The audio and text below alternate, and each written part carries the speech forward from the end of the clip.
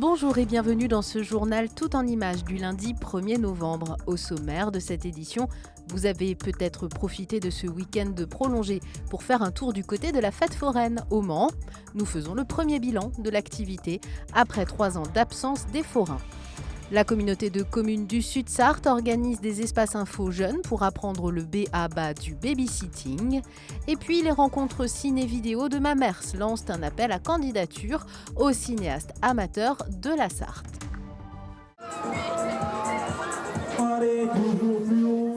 Il compte parmi les manèges les plus hauts de la fête foraine du Mans. Avec son bateau pirate qui monte à 14 mètres, Stan passe de justesse sous la barre des 16 mètres de hauteur autorisée ici sur la zone du panorama. Mais c'est plutôt calme malheureusement, malgré tout on arrive à faire venir un peu les monceaux, mais le souci c'est qu'on a toujours ce problème d'attractivité par rapport aux manèges qui manquent et c'est ça qui nous fait le plus de mal.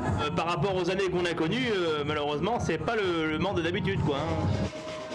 Si le public est au rendez-vous en ce week-end prolongé, ce n'est pas l'affluence espérée pour les forains.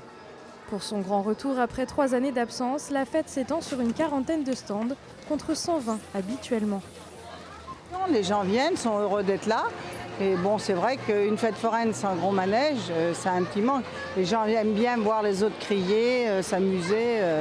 Ça met une ambiance un peu plus gaieté, quoi. Mais bon, on fait avec pour une première année, hein, on relance. Cette édition réduite de la fête accueille un public essentiellement familial. Les attractions, qu'elles soient pour petits ou plus grands, sont installées jusqu'au dimanche 14 novembre.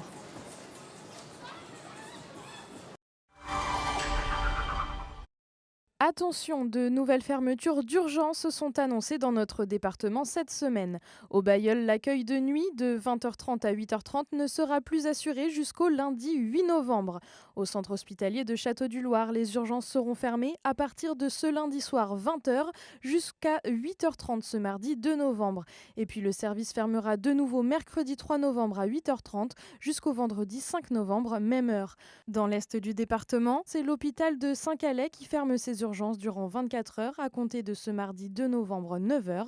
Le service reprendra donc mercredi 3 novembre. Pour toute urgence, il est recommandé de contacter le SAMU au 15 ou de faire le numéro gratuit 116 117 pour joindre un médecin de garde. Ces lycéens reçoivent une formation sur le babysitting. Un atelier organisé pendant 2 jours par le service Info Jeunes de la communauté de communes Sud-Sarthe. Pour certains, en fait, ça va être leur première expérience. Donc, du coup, c'est leur acquérir quelques techniques sur l'emploi, sur comment rechercher un babysitting, sur les techniques de puéricultrice. Là, ils sont en train de voir justement en ce moment les risques domestiques. Et tout ça, en fait, ça sert à rassurer et le babysitter et les parents aussi qui vont les prendre. Les espaces Info Jeunes sont un nouveau dispositif à la communauté de communes Sud-Sarthe. Ça sert à avoir de la documentation, des renseignements, un accompagnement sur toutes les questions de la vie quotidienne. Donc que ce soit par rapport à l'orientation, au logement, au métier, enfin voilà, sur questions de santé, sur les questions de partir à l'étranger, sur les vacances. Les Info Jeunes sont situés dans les locaux jeunes de la communauté de communes. 3 espaces sont ouverts, un à Maillet, un autre à Ivry-le-Paulin et un dernier au Lude. Des ateliers thématiques seront organisés tout au long de l'année, comme le forum Job d'été en mars. Elle s'est exprimée sur le sujet dans les colonnes du Maine Libre vendredi 29 octobre.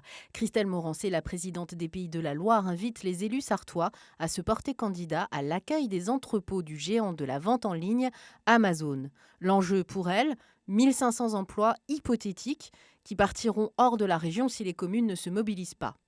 En Sarthe, les réactions politiques ne se sont pas fait attendre contre l'initiative de la présidente de région. Pour le groupe Europe Écologie Les Verts de la métropole du Mans, ainsi que pour la France Insoumise, l'argument des emplois est fallacieux et la prise en compte de l'impact écologique inexistante. Affaire à suivre. Les nouvelles rencontres ciné-vidéo ont lieu le 5 décembre au Cinéma Rex de Mamers, espace Sogona. Avis aux cinéastes, vidéastes amateurs qui souhaiteraient présenter leur travail, quel que soit le format, les inscriptions sont ouvertes et gratuites jusqu'au 9 novembre. Les rencontres ciné-vidéo, l'idée du départ qui n'a pas varié, c'est de proposer l'ensemble des productions ciné et vidéo. Alors, vidéo maintenant ça a un peu évolué, mais en gros qui ont été produites en Sarthe ou par des Sartois tout au long de l'année. Voilà, ça c'était l'idée de départ qui reste la même. Donc il n'y a pas de sélection, il suffit de s'inscrire et on diffuse les films. Alors voilà, on a des fidèles, on a des nouveaux, il y a des projections de films scolaires. Il y a encore de la place, donc il ne faut pas hésiter à s'inscrire auprès du Cinéma Rex. Il faut contacter Sylvain Sellos au Cinéma Rex de Mamers au 02 43 97 59 39 pour inscrire ses films ou par mail. Voilà, ça c'est important parce qu'on a encore la possibilité donc d'inscrire des films. Je lance notamment un appel à la Cité du cinéma du Mans qui n'a pas encore répondu et je sais qu'ils ont des films. Donc Bertrand Guéry et compagnie, si vous m'entendez, nous attendons vivement vos films à diffuser. Une édition qui rendra hommage à Gilles Cousin, réalisateur sartois qui sera présent et échangera à l'issue de la projection de son long-métrage Rouget le braconnier, diffusé en clôture des rencontres ciné-vidéo le 5 décembre prochain. Le lapin est traversé le chemin, il appartient à personne. T'es pas le premier.